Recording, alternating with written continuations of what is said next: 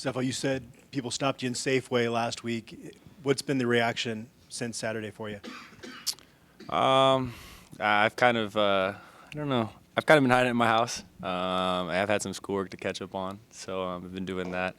But a lot of people are happy, and just like the team is, and it's great to see. I really appreciate all the support that we got from the fans, at the game and even after the game. It truly means a lot, and so I think a lot of people are excited right now, as are we, and hopefully we can keep this train going. Sefo, during the rebuilding process that this program's been on, that you've been a big part of, and there's been conversation about losing, or rather learning from losing experiences. How about a winning experience that you guys had? What can a team learn from what happened on Saturday against Colorado State? Many things, especially from the game this weekend or this past weekend, because we did not play a perfect game, not by any stretch, and there are a lot of things that we could have done better to, I guess, make the game easier on ourselves. I missed a deep ball. We had a couple drop passes, blocking up front. Just speaking from an offensive perspective, it could have been better all around, in all phases of the game. So you go back on film, you watch kind of the mistakes you made and see what you can do to correct them, and so that teams can't go back and try and pick on that when you play them coming up. Is there then a validation for you guys about the lessons that you've been taught here in the last couple of years to finally get over the hump and see some success? I think so, but I think we want to keep going. I don't think we're really satisfied with where we are right now. I think that we're still a little frustrated with kind of how we've been playing. I know we've played better, but I think we expect a little bit more from ourselves, and we expect ourselves to keep going and be prepared for the tough games coming up. Sefo, when you have an opponent like this that's lost a bunch of games in a row, does it test your maturity as a team to stay focused and make sure that you don't play down and just make sure you take care of business? Yeah, I think it definitely tests the maturity of a team in any sport, especially for this team. I think that they're still a good team, even though their record says that they're 0-2. They're going to be really fired up to come up here and play us, and we have to come out and and perform just like it's any other team. You can't take Nicholls State lightly. From what I've seen on film, they're a good team, and we'll have to come out ready to play. How high is the team morale right now, coming 2 wins in a row, and also the big win in the rivalry? Morale's pretty high. I think that a lot of guys are still pretty happy with finally getting into a close game and being able to pull it out, which is great to see. And everyone's excited to get back to work and excited to get ready to play Nicholls State this week. Obviously, like you said, you can't overlook them, but in the UMass game, I'm sure it was enjoyable for you guys to see other guys that practice every day get out there and get some reps. Is that a goal for guys like you to get, a Jordan Gerke and a Cade Apsay to get out there? Is that something you think about going into a game like this? Definitely. Yes, in the fact that you expect to execute to the point where you're moving as an offense up and down the field because we believe that we're a really good offense and that we shouldn't really be stopped and we shouldn't stop ourselves. That's probably the only thing that we believe should stop us at any week. But we just want to be able to execute. And I think against UMass, we did a really good job of executing and moving the ball up and down the field, which allowed other guys to get in, which obviously is the goal every week, but, it's not always going to happen due to many circumstances. But, you always want to try and get teammates in. Sefo, you talked about this team can play a lot better and maybe you're a little frustrated. Offensively, where is this team's execution, and is it where you think it should be, or are you guys a little behind the curve? I think it's up and down. I think that there's been peaks where we've been really good, and then I think there's other times where we miss something here or there, which kind of hurts the offense. I think we do a really good job of once we get a first down, we kind of get into a rhythm, which really helps us and helps the tempo of our offense, which I think really hurts teams, especially teams that come up here into Colorado and plays at altitude. But I don't want to say we're behind the curve.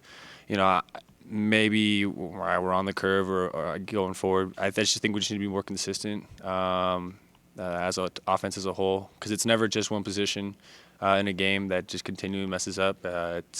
It's a pass here or a drop here or a missed block here. So we just got to hone down on all our fundamentals and be ready to go every play.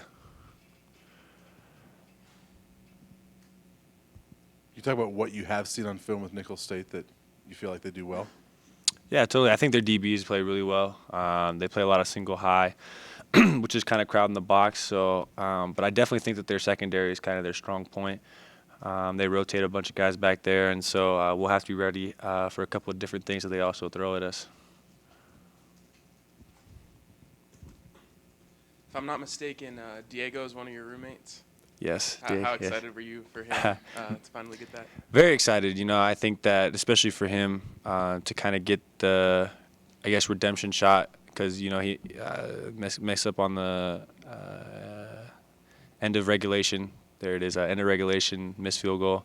So I was happy for him to get a redemption shot and happy for him to make it, especially with his parents here. You know, it's a great moment for him and them.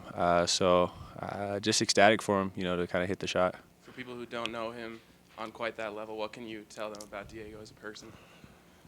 Diego's really quiet. You know, he almost didn't live with us. I think 1.5 years ago now, but he slowly opened up to us. He's really witty, but he's very camera shy. So it's kind of hard to get him out there. But he's a great guy. Everyone loves him, and just call him Rico Suave over there. He's the man. Sefo, you've gone about 80 passes in a row now without an interception. Is that a sign of the maturity, and are you seeing the ball better, the field better, the defense? Is it your agility in the backfield, all those things? I think it's a combination of everything. You know, I think that having a strong running game, you know, kind of opens up the passing lanes a little bit more. I haven't been sacked, I think, in the last 2 games, if I'm not mistaken, and so that's a testament to the O-line doing very well up front for me. And I just think I'm being smarter with the ball. You know, I think there's a couple of times where the play's not there, and you just end up throwing it away. You know, which is kind of frustrating because you want to make a play, but you know sometimes it's the smartest play to make. Sefo, how do you guys resist the urge not to look ahead? Human nature is a powerful force. I know you guys got to focus on each week, but it's got to be hard not to look ahead to what's next. I don't think it's hard. You know, I think that coming from this team where each week last year was a dogfight, no matter who we played, you know, I think that you have to respect each opponent that you come up against each week. And you know, Nicholls State's a great team. You know, people will say, this is, you know, an easy game or anything like that. But I think they're a good team, and we have to come out ready to play. You know, I think they'll be jacked up and pretty excited to come out here and ready to play. And so I think that especially on offense, we have to use our tempo and, you know, push it against these guys. They don't have a lot of rotation up front in their front 7. And so I think if we push the tempo here and put them away early, it'll be really beneficial to us. But you know, we're focusing on this week and this week alone. Hey, Seba, how did Sam do at left tackle last week in his first start? He did very well. You know, I think that from what I saw in film, you know, he didn't really let a lot through. You know, obviously he'll make a mistake here or there, but you know, everyone does that. But you know, from what I've seen in that game, the game before, you know, and even last year when he played against UW, he's done a very good job. You know, I trust him, and I'm not really worried about my backside. Has that game, a lot of people sort of felt that the game on Saturday maybe revitalized or re-energized the rivalry between you guys. Do you have any sense of that, or was it just another game? It's a rivalry, you know, but, you know, when I just say it's just another game, you know, I don't want to have people just put, you know, a lot of extra emphasis on it, you know, because to us we have to go in with a calm and, you know, just not put more on it so that we're just focused on the game at hand. To me, you know, you just go in as another game just so you can, you know, just stay focused on it. You know, I don't want to blow anything out of proportion.